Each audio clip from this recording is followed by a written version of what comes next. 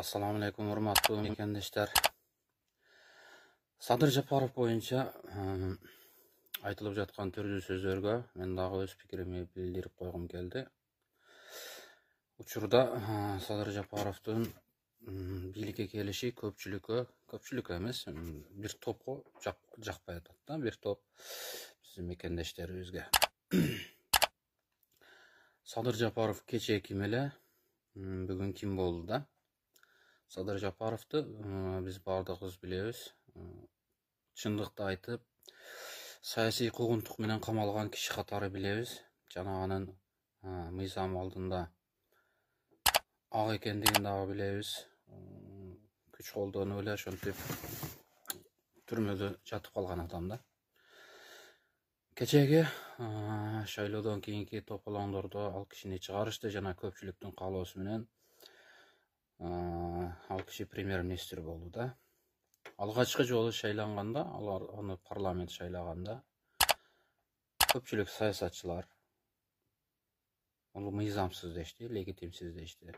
Экинчи жолу кайрадан парламентке келди, парламентти чогултту, башкадан дагы премьер-министр болду, шайланды, аны дагы легитимсиз дегендер болду. Үчүнчү жолу кворумду дагы чогултту, башканы дагы кылды, ошентип дагы үчүнчү жолу премьер-министр болду, ага президент кол коюп берди. Бул жагы баары легитимдүү болду. Ошол кезде баарды кыйкырып чыгып жатышты. Учурдагы эң өлкөдөгү легитимдүү орган бул парламент, бул жогорку кеңеш дешип. Мына ошол жогорку кеңеш аны бекитти. Бул жагынан суроо болушу мүмкүн эмес. Андан кийин президент өз полномочиясын, өз ыйгарым укуктарын токтотту жана конституция боюнча жогорку кеңештин төрагасына өтүш керек эле, жогорку кеңештин төрагасы баш тартты. Ошентип, бул дагы конституциянын негизинде президенттин милдетин аткаруучу болуп Садыр Жапаров автоматтык түрдө калды. Бул дагы легитимдүү маселе. Бул жерде дагы эч кандай суроо болушу мүмкүн эмес. Бардыгы мыйзам чегинде. Андан кийин подковерный игралар башталып кетти, закулиснилер. Бул жерде атайын кызыккан топ эптеп Садыр Жапаровду бийликке жолотпош максатында түрдүү интригаларды чыгарып башташты. Максаттары кандай экенин билбейм, азыр ушул учурда президенттикке татыктуу, элдин дагы мындай симпатиясына толгон башка саясатчыны мен көрбөй турам. Бабанов мисалы болушу мүмкүн, Бабановду бирок көпчүлүк колдобойт, ачык эле айтыш керек. Мисалы үчүн түштүк тарапта ал кишини колдобойт вообще эле.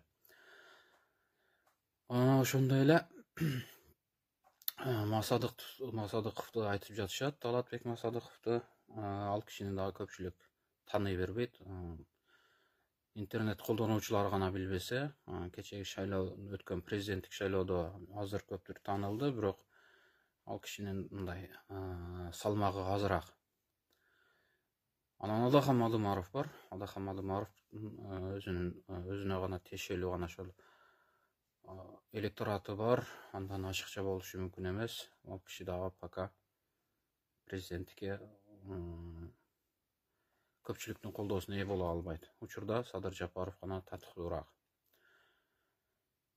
Эмне себептен ал кишиге тосуулар болуп атат, мен билбедим го, бирок менин оюмча бул кишинин коррупция менен күрөшүүдөгү катуу баштаган аракеттери кээ бир топторго жакпады окшойт.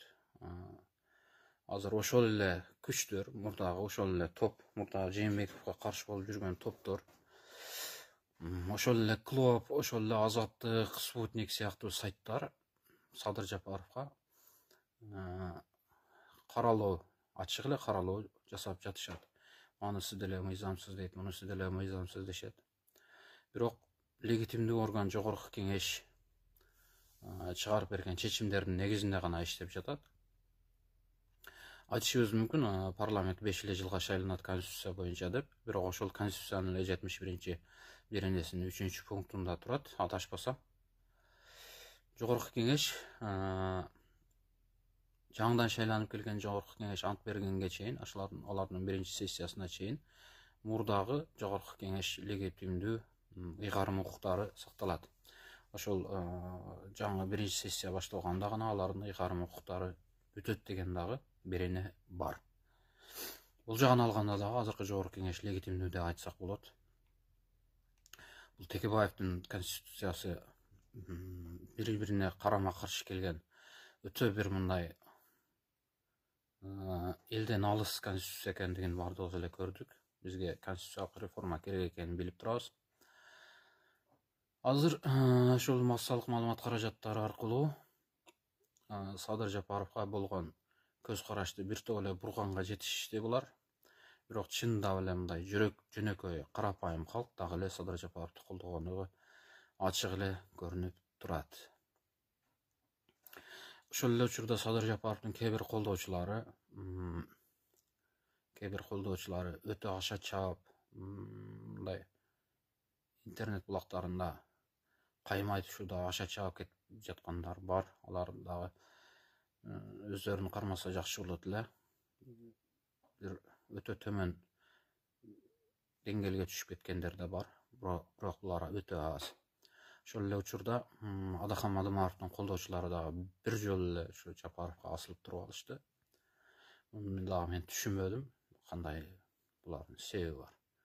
Алардын ою боюнча только Мадымаровдон башкасы көрүнбөйт го, ошондой болсо дагы аша чаап кетпеш керек деген ойдомун. Борбордук шайлоо комиссиясынын жогорку кеңеш шайлоо боюнча чыгарган чечимин конституциялык мыйзам менен кайрадан жогорку кеңеш токтотуп койду. Бул дагы өтө спорный маселе болуп атат, көпчүлүк талаш болуп атат. Бирок эгерде жогорку кеңештин ыйгарым укуктары бар деп эсептесек, ошол эле 71 статья, конституциянын 71 статьясына таянып, демек бул дагы эле туура мыйзам ченемдүү деп айтсак болот. Ошондой эле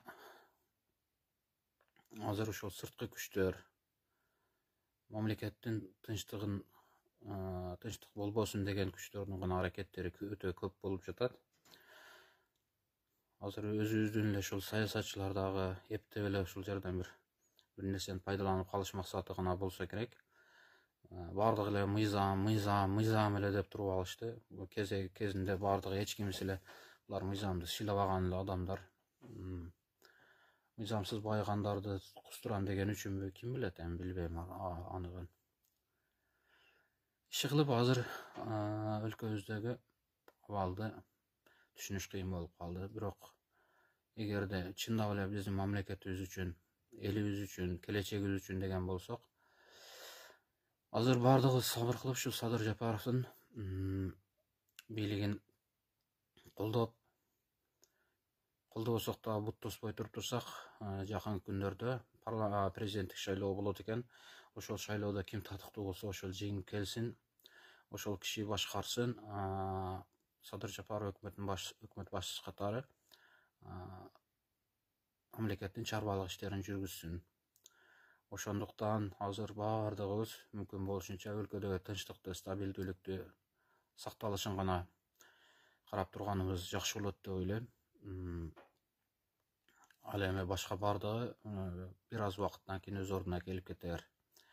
Эгерде биз дагы эле ушинтип талашып тартышып тура берсек, бизди чет өлкөдөн дагы баягы башка партнер мамлекеттер, өнөктөш мамлекеттер тааныбай коет, бизди колдобой коет.